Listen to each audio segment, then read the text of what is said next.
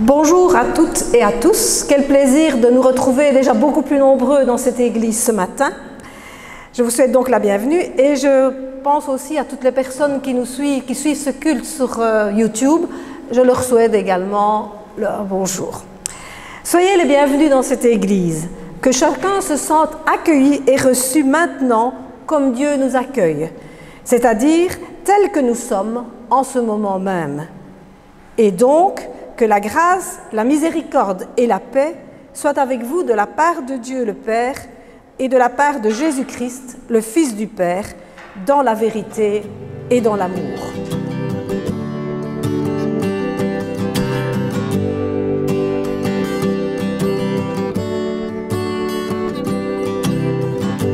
Je loue ton nom éternel. Seigneur, je célèbre ta bonté. Quelle joie tu vis en moi. Quelle joie tu viens pour nous sauver. Tu viens du ciel sur la terre, montrer la voie de la terre à la croix, payer pour moi, de la croix jusqu'au tombeau, et du tombeau jusqu'au ciel, je loue ton nom éternel.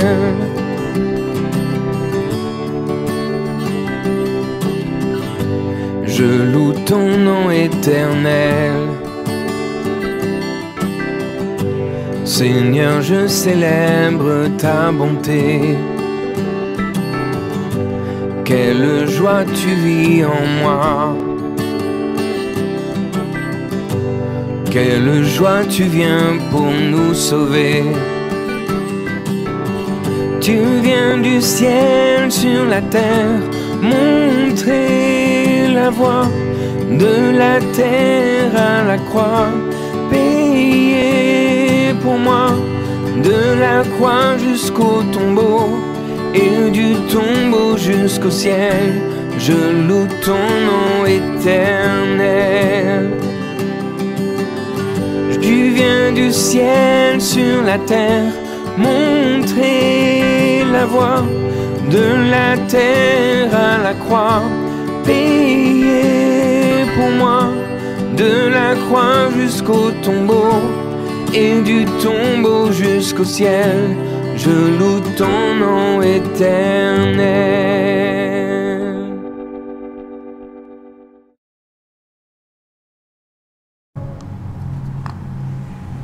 Il faut se rendre à l'évidence. Confesser sa foi ou celle d'un groupe auquel on appartient semble assez difficile. Comment dire Dieu? Le simple fait de le nommer, c'est le réduire au nom ou au concept auquel on pense. Or, Dieu nous échappera toujours. Dire Dieu, c'est aussi risquer d'annoncer une erreur, sans s'en rendre compte. Ce que je crois n'est peut-être pas ce qu'il faut croire, ni ce que vous croyez. Au final, une simple affirmation « je crois » suivie d'un silence que Dieu seul peut remplir de sa présence est sans nul doute ce qu'il y a de mieux.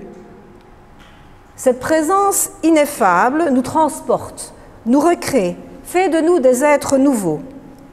Cette affirmation implique donc, par la rencontre dont Dieu a l'initiative, une manière d'être qui témoigne de sa présence agissante dans le monde. Et cela beaucoup plus que tout ce que nous pouvons imaginer, croire ou penser. Voici donc pour ce matin une confession de foi à laquelle j'adhère. Je crois en Dieu notre Père, créateur du ciel et de la terre, créateur des choses visibles et invisibles, qui nous a créés avec amour. Donnons autant d'amour, de pardon à notre prochain que Dieu nous donne avec tant de bienveillance et sans aucune condition. Je crois en Jésus-Christ, messager de Dieu, notre Sauveur, qui est venu à nous pour nous annoncer la bonne nouvelle du salut, de la vie, de l'amour que Dieu offre à chacun de nous. Appelant ainsi à la foi et à notre espérance. Je crois en l'Esprit Saint, souffle de Dieu, notre guide, notre protecteur ici sur terre, agissant dans le cœur de chacun et nous conduisant vers le royaume des cieux. Au cours du culte, nous avons l'habitude de consacrer un moment à la louange. Il y a de nombreuses manières de louer Dieu. Ce peut être avec un chant, la lecture d'un texte, la prière à haute voix ou la prière silencieuse. Ce matin, j'ai choisi de vous proposer un psaume bien connu, le psaume 100, qui sera suivi d'un cantique, et ce nous servira de moment de louange. Nous allons donc lire ensemble le psaume 100. Poussez vers l'Éternel des cris de joie, vous tous habitants de la terre. Servez l'Éternel avec joie, venez avec allégresse en sa présence. Sachez que Dieu, l'Éternel, est Dieu. C'est lui qui nous a fait et nous lui appartenons. Nous sommes son peuple et le troupeau de son pâturage. Entrez dans ses portes avec des louanges, dans ses parvis avec des cantiques. Célébrez-le, bénissez son nom. Car l'Éternel est bon, sa bonté dure toujours et sa fidélité de génération en génération.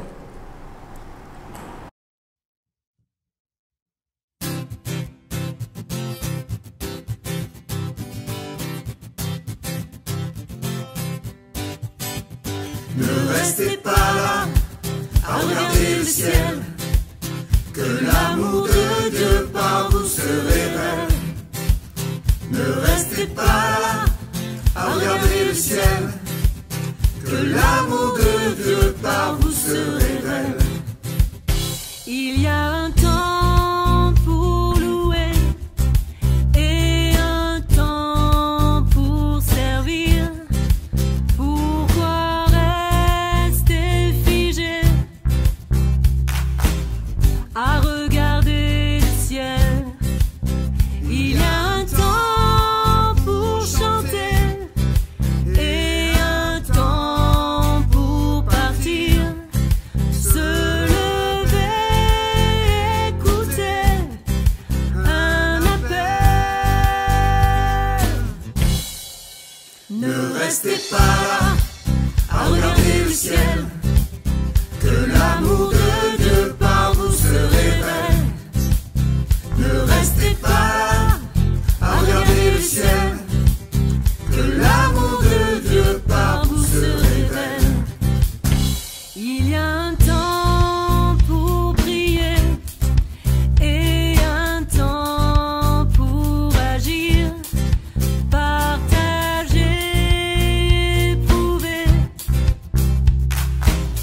l'amour qui renouvelle. Il y a un temps pour chérir et un temps pour s'ouvrir. Aimer la liberté, l'essentiel.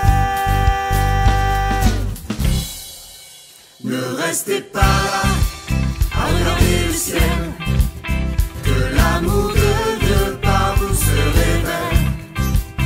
Ne restez pas là à regarder le ciel, que l'amour de Dieu par vous se révèle. Il y a un temps pour chercher et un temps pour grandir, vivre et s'émerveiller d'une promesse éternelle. Il y a un temps pour bâtir et un temps pour cueillir une foi si fragile et fidèle.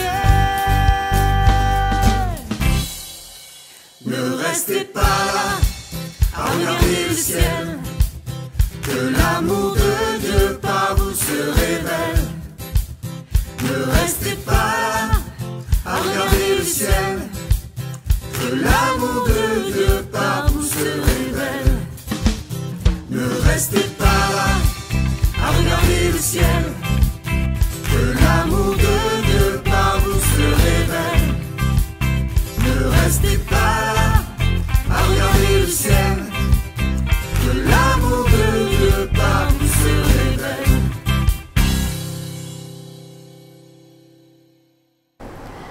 La lecture du texte qui servira à la méditation apportée par Gabriel ce matin se fera dans l'évangile de Luc, au chapitre 15, les versets 1 à 10. Tous les publicains et les gens de mauvaise vie s'approchaient de Jésus pour l'entendre. Et les pharisiens et les scribes murmuraient, disant « Cet homme accueille des gens de mauvaise vie et mange avec eux. » Mais il leur dit cette parabole. Quel homme d'entre vous, s'il a 100 brebis et qu'il en perde une, ne laisse les 99 autres dans le désert pour aller après celle qui est perdue, jusqu'à ce qu'il la trouve. Lorsqu'il l'a retrouvée, il la met avec joie sur ses épaules. Et de retour à la maison, il appelle ses amis et ses voisins et leur dit « Réjouissez-vous avec moi, car j'ai retrouvé ma brebis qui était perdue. » De même, je vous le dis, il y aura plus de joie dans le ciel pour un seul pécheur qui se repent que pour 99 justes qui n'ont pas besoin de repentance. Ou quelle femme, si elle a 10 drachmes et qu'elle en perde une, n'allume une lampe, ne balaye la maison et ne cherche avec soin jusqu'à ce qu'elle la retrouve. Lorsqu'elle l'a retrouvée, elle appelle ses amis et ses voisines et dit « Réjouissez-vous avec moi, car j'ai retrouvé la drachme que j'avais perdue. » De même, je vous le dis, il y a de la joie devant les anges de Dieu pour un seul pécheur qui se repent. Prions. Grâce te soit rendue pour ta parole, ô Père, dans laquelle nous recueillons la promesse de ce que tu veux nous donner. Au milieu du tumulte de cette période difficile pour ce monde, nous te bénissons de nous permettre de nous arrêter un instant pour écouter ce que tu as à nous dire. Que la méditation de ta parole mette vraiment dans nos cœurs une lumière nouvelle pour les jours à venir et nous rende capables d'être de meilleurs annonciateurs de ton amour par notre service et notre témoignage. C'est au nom de Jésus-Christ que nous te prions. Amen. Je vais maintenant laisser la place à Gabriel.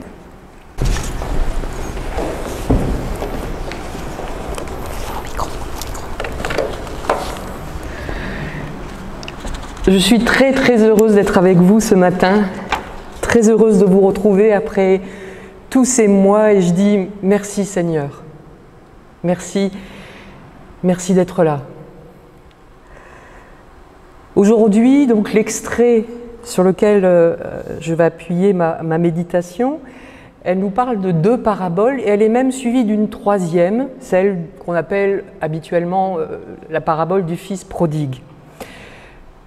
Je vais aujourd'hui plutôt me concentrer sur la toute première histoire, celle de la brebis perdue, parce que s'agissant de la drachme, je vous invite à regarder sur la chaîne YouTube de l'Église, puisque Grégory, notre pasteur, y a consacré une capsule. Mais de toute façon, ces 3 paraboles, celle de la brebis perdue, celle de la drachme perdue, celle du fils qui est revenu, ce sont des paraboles qui parlent de la même chose, la perte d'un animal, la perte d'une pièce de monnaie, et une drachme, c'était quand même le salaire d'une journée, c'était pas rien. Et la perte d'un animal, on sait bien que pour un berger, c'est aussi une grande perte. Parce que, qu'est-ce qui va devenir de l'agneau? Est-ce qu'il va être attaqué par un loup? Est-ce qu'il va être affaibli jusqu'à la mort, incapable de se nourrir seul? C'est aussi une perte d'argent, et c'est la perte d'une vie. Dans cet extrait, on oppose aussi 2 groupes. Alors il y a le groupe des pharisiens et des scribes, j'ai presque envie de dire les gens bien, ceux qui étudient les Écritures, qui sont des spécialistes de la foi, de la loi, de la tradition religieuse. Donc des gens qui lisaient, étudiaient beaucoup. Ils murmurent, mais ils ne font rien au final. Alors, murmurer, vous imaginez bien, c'est plutôt râler dans son coin. C'est pas chuchoter pour ne pas déranger le voisin. Murmurer, c'est dire des paroles qui blessent, qui jugent. On ne fait pas que chuchoter. On dit des paroles très dérangeantes. En effet, de leur point de vue, les pharisiens et les scribes ont de quoi protester dans leur coin. Pourquoi? Parce qu'il y a les autres. Et Jésus non seulement les accueille, mais en plus il mange avec eux. Alors pour décrire ces gens-là, ça prend un peu plus de temps parce qu'ils cumulent quand même beaucoup de défauts.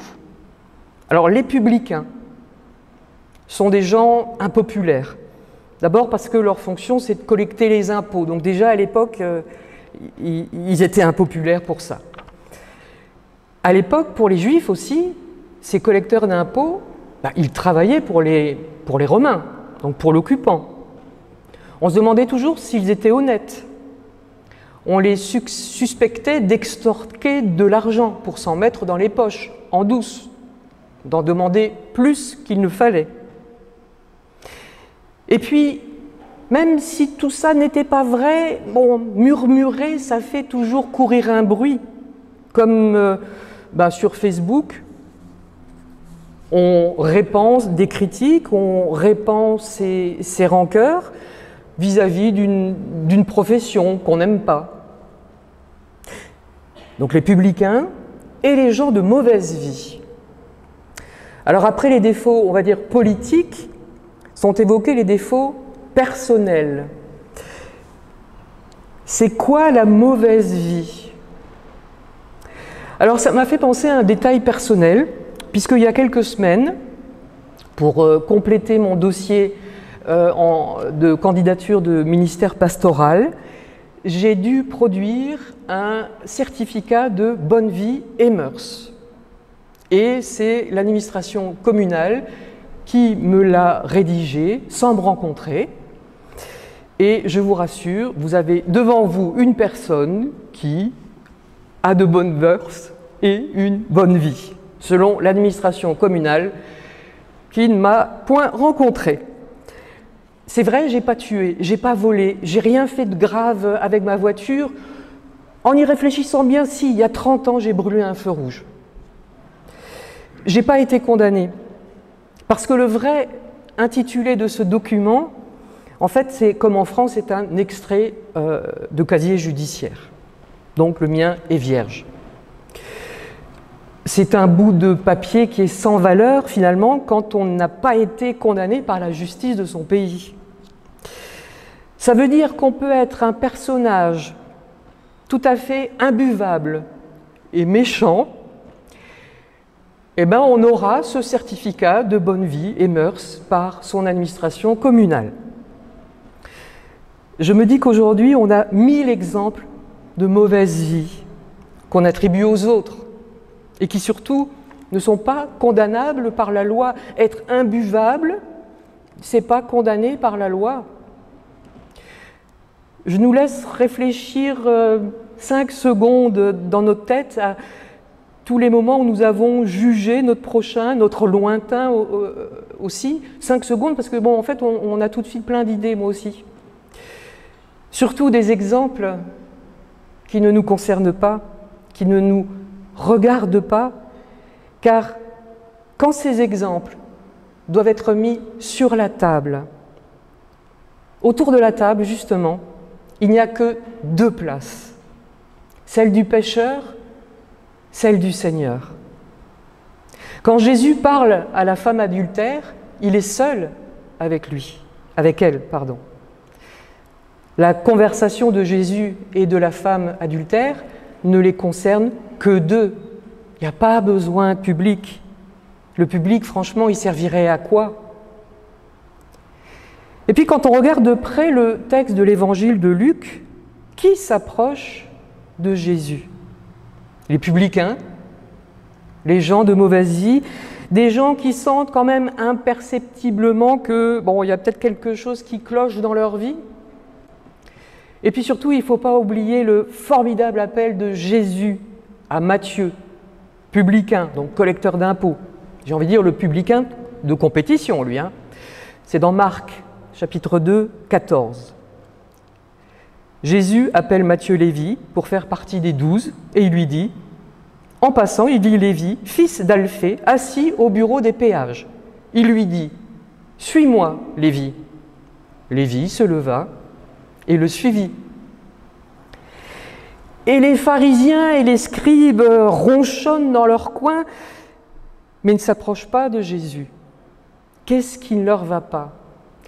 Jésus mange avec les gens de mauvaise vie, avec les publicains, avec ceux qui ont tous ces défauts. C'est quelque chose d'important pour les pharisiens et scribes qui sont des spécialistes de la tradition religieuse, des spécialistes des Écritures. Il ne faut pas frayer avec des impurs. Il ne faut pas manger à leur table. Il faut maintenir la séparation, car on risque d'être contaminé par leur impureté. Ça se passe comme ça pour les pharisiens qui le disent à d'autres moments dans le Nouveau Testament, mais ils le disent, ils ne posent pas la question à Jésus parce qu'ils savent déjà un peu la réponse, ils la devinent. Ils posent plutôt la question aux disciples, un peu pour les embêter. Dans Matthieu 9, verset 11, « Pourquoi votre maître mange-t-il avec les collecteurs d'impôts et les pécheurs ?» Mais invitez l'autre à sa table, le différent, le pas fait pareil, ou celui qu'on critique constamment. C'est l'accueil inconditionnel qu'offre Jésus. Il ne met pas de conditions. Et j'ai bien aimé la confession de foi que tu as prononcée, Nicole, parce que justement, il y est dit « Donnez de l'amour, de la bienveillance et du pardon comme Dieu nous en donne, sans condition. » On ne s'était pas mis d'accord, Nicole et moi. Parce que sinon, à cette table, s'il y avait des conditions pour y être, il y aurait qui à cette table? Est-ce que j'y serais, moi, par exemple? Et vous? Et je me suis demandé aussi, est-ce que mon père serait à cette table? Il a vécu honnêtement toute sa vie, mais il a rejeté Dieu et la religion avec vigueur toute sa vie. Sacrée condition, quand même. Quand Jésus parle de la brebis perdue, le mot grec qui est utilisé, c'est le verbe apolumie, qui, comme en français, a deux significations. Perdre un objet, perdre ses clés, perdre son portable, mais aussi se perdre. Parce que par exemple, on a perdu son chemin, on a mal réglé son GPS ou on n'a pas bien écouté son GPS, mais surtout, on se perd parce qu'on s'est perdu spirituellement. Donc ça n'est pas seulement perdre un objet, c'est aussi se perdre soi-même. Et le rôle de tous les bergers du monde, c'est de garder toutes leurs brebis. Alors avec ce berger qui est décrit par Jésus, on pointe quand même une étrangeté. Il laisse 99 brebis sans surveillance pour aller en chercher une seule. C'est-à-dire l'importance qu'il accorde à un seul animal qui ne représente pourtant qu'un seul % de son troupeau. La logique mathématique, notre logique, devrait nous faire dire « laisse tomber, préfère garder les 99 surtout ». Et là, il faut relire Ézéchiel au chapitre 34, qui reproche aux bergers tout plein de choses.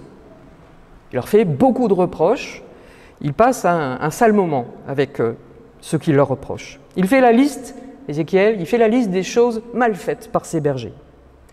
Vous n'avez pas fortifié celle qui était faible, guéri celle qui était malade, pensé celle qui était blessée. Vous n'avez pas ramené celle qui s'égarait. Vous n'avez pas cherché celle qui était perdue. Et il décrit la tâche première à remplir. Comme un pasteur inspecte son troupeau quand il est au milieu de ses brebis éparses, ainsi je ferai la revue de mes brebis et je les recueillerai de tous les lieux où elles ont été dispersées au jour des nuages et de l'obscurité.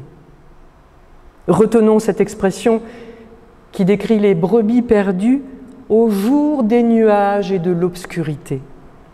Oui, on se perd parce qu'il y a des moments, des périodes où le mauvais temps se lève. On ne voit plus bien la route. Et parfois même, tout devient sombre autour de nous. On ne voit plus bien, on se heurte, on se pose des questions, on se cogne, on tombe. Nous ne savons plus trop quelle décision prendre, quelle place garder. Et parfois, nous prenons la mauvaise décision et nous prenons alors la mauvaise porte, nous prenons la mauvaise route. Et le Seigneur, après, toujours dans la suite d'Ézéchiel chapitre 34, il décrit, un peu comme le cahier des charges du bon pasteur. C'est très court. « Je chercherai celle qui était perdue. Je ramènerai celle qui était égarée. Je panserai celle qui est blessée. Et je fortifierai celle qui est malade. » Il faut s'habituer avec le Seigneur. La logique, elle n'est pas forcément mathématique. Et c'est heureux. Le plus important, c'est la conversion, le repentir d'un seul. Car, on l'aura compris, le texte assimile la brebis égarée et l'homme qui s'est égaré et que le Seigneur va chercher inlassablement. Il est donné aux pécheurs une très grande valeur, sans aucun rapport avec le simple bon sens mathématique qui est le nôtre. Et c'est heureux. Car si la brebis égarée ou tombée dans un ravin, c'était moi ou c'était vous? Pour les pharisiens, eh bien non. Il y a faute, donc la personne est impure. Ils ne vont ni la fréquenter, ni manger à sa table. Ce qu'on peut reprocher aux pharisiens, et après quand j'ai écrit, je me suis dit non, je suis en train de rédiger une phrase où je juge moi-même les pharisiens pour leur reprocher ce qu'ils font de juger. Donc non, je commençais mal ma phrase. Alors j'ai réfléchi. Et puis, en écrivant un peu moins vite, finalement, on dit des choses un peu moins jugeantes. Ce qu'on peut observer chez les pharisiens, c'est leur respect strict des préceptes moraux. Alors on va dire, mais tout va bien. Pour une fois qu'on respecte la morale, on ne va pas se plaindre, hein, surtout dans les temps d'aujourd'hui. Mais les pharisiens, ils avaient davantage une lecture de la forme que de ce que les mots contiennent. Et les mots contiennent beaucoup, beaucoup de choses. Ils ont tourné la parole du cœur en une parole rituelle. De même que le Seigneur ne répond pas à la logique mathématique, de la même manière, nos actes, aucun de nos actes, ne nous éloigne définitivement du Seigneur. Nous avons été créés à l'image de Dieu. Et cette image, elle est inadmissible. Alors j'ai bien prononcé inadmissible. Alors c'est un mot que j'ai appris à la fac de Strasbourg l'an dernier. C'est quelque chose qu'on ne peut pas perdre. Quelque chose qui fait tellement partie et définitivement partie de nous qu'on ne peut pas le perdre. Vous avez été créés à l'image de Dieu. Cette image de Dieu est inadmissible. Elle est imperdable. Le mot n'existe pas, je l'invente. Je suis à l'image de Dieu pour toujours.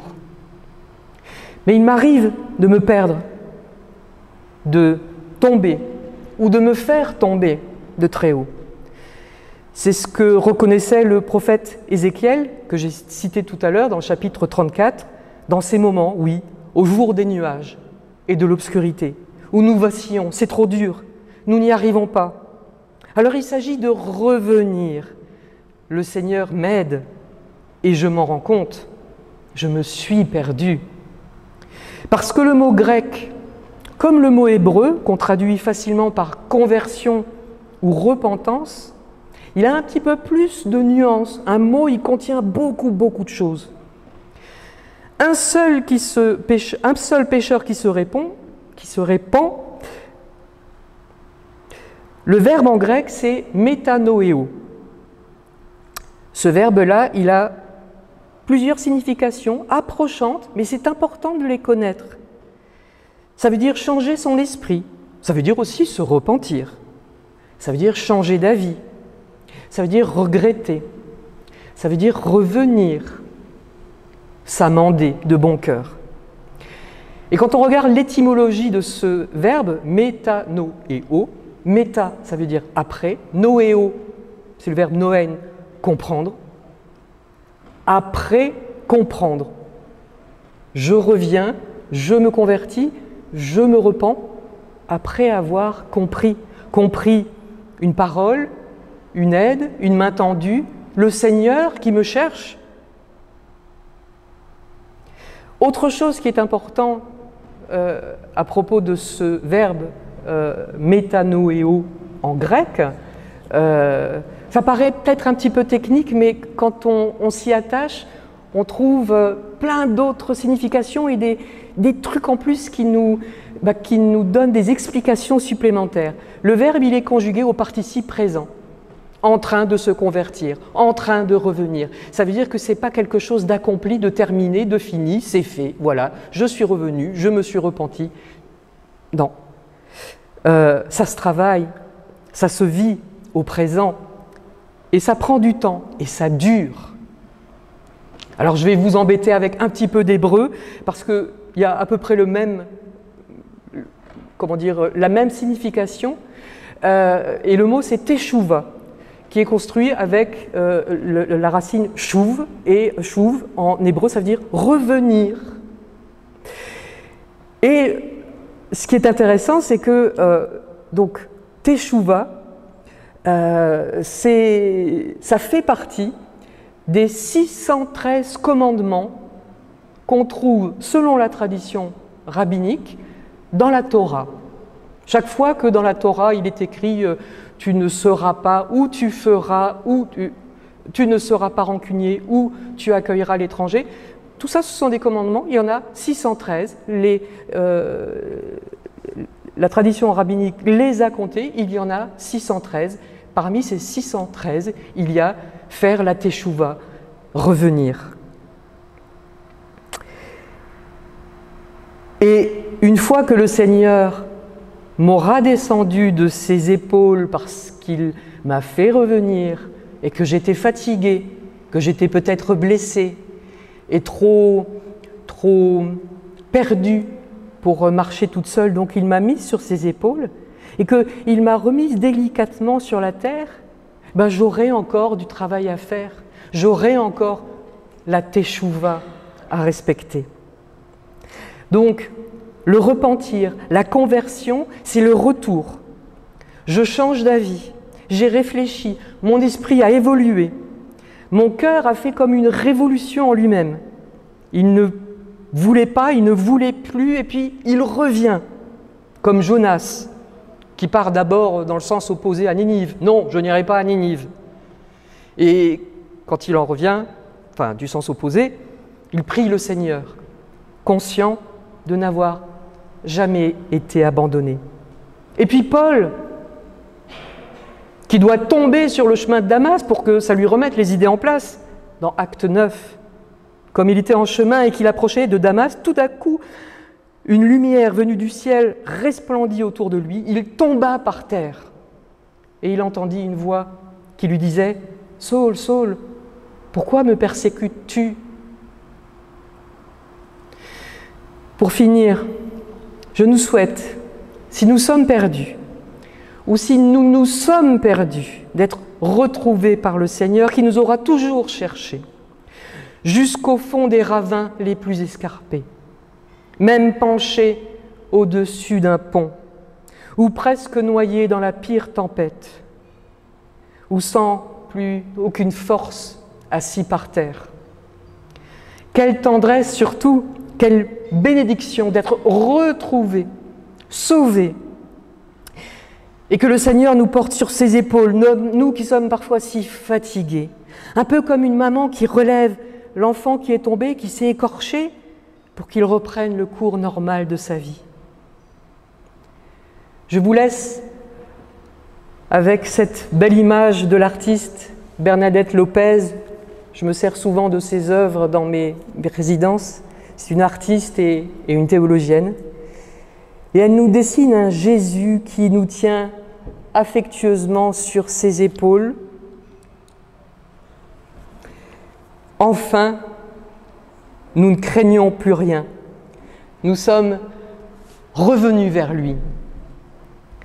À lui seul la gloire. Amen.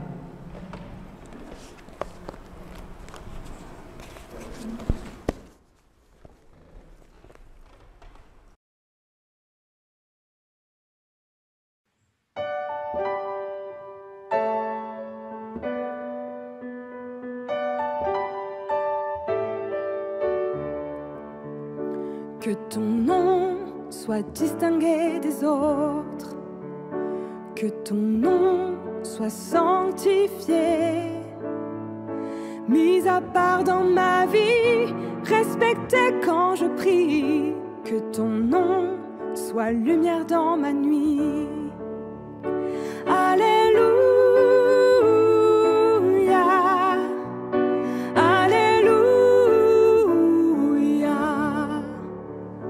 Que ton nom soit distingué des autres, que ton nom soit célébré, prier avec pudeur, murmurer à chaque heure, que ton nom soit gravé dans mon cœur. Alléluia.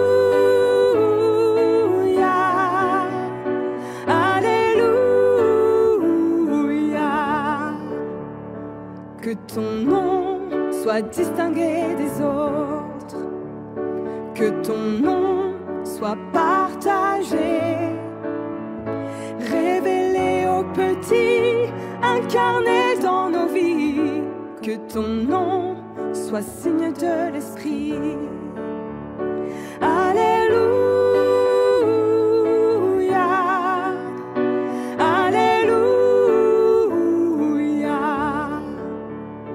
Que ton nom soit distingué des autres, que ton nom soit annoncé dans mes gestes inspirés, mes paroles engagées, que ton nom soit gardé pour la paix.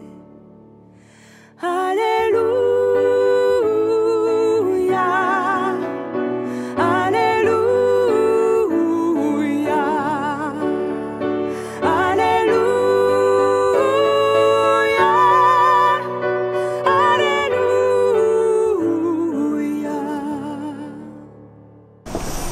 Voilà, merci à Gabriel pour cette méditation sur un passage bien connu de l'Évangile, mais qui à chaque lecture nous ouvre d'autres pistes de réflexion.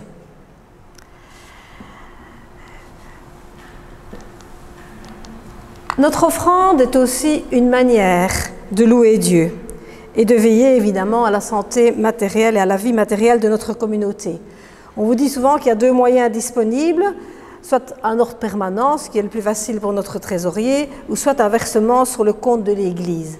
Mais aujourd'hui, comme vous êtes là et que peut-être certaines personnes n'ont pas encore procédé à ce type de paiement, il y a aussi la possibilité de poser votre offrande dans les boîtes à la sortie. Vous avez même deux boîtes aujourd'hui, parce qu'on en avait perdu une, et Frida en a reconfectionné une deuxième, donc vous avez le choix. Alors que le Seigneur nous guide et nous éclaire également dans cette façon de l'honorer. Je vous invite maintenant, avant de terminer ce culte, à la prière.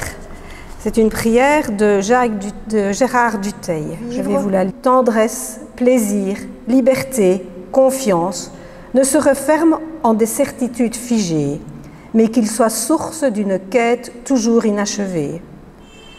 Que votre foi ne soit jamais sans le doute, et que nos doutes ne soient jamais sans la confiance. Que l'émerveillement de recevoir la vie comme un don, comme une grâce, n'altère pas nos capacités d'indignation devant l'injustice, mais soutienne en nous la promesse et la passion d'un monde autre. Tel est le désir qui nous porte, telle est la prière qui nous met en route. Que la petite espérance nous prenne par la main, qu'elle nous entraîne sur des chemins inattendus et qu'elle chante en nous, comme un défi, l'amour de la vie. Amen. Le Christ est ressuscité, il est avec vous tous les jours. Que la promesse de sa présence, la certitude de sa délivrance et le souffle de son espérance soient la racine de votre foi, la vérité de votre combat et la source de toute joie. Amen. Nous terminerons ce culte en chantant un dernier cantique qui est également bien connu.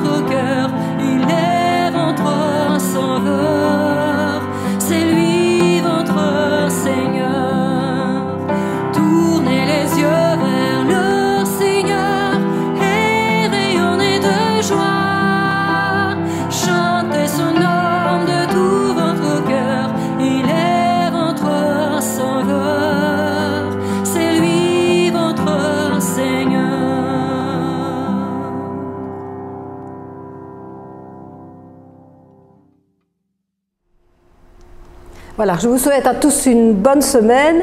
C'était un vrai plaisir de revoir des gens qu'on n'avait plus vus depuis très longtemps et de se retrouver enfin dans cette église abandonnée depuis si longtemps. Voilà, bonne semaine.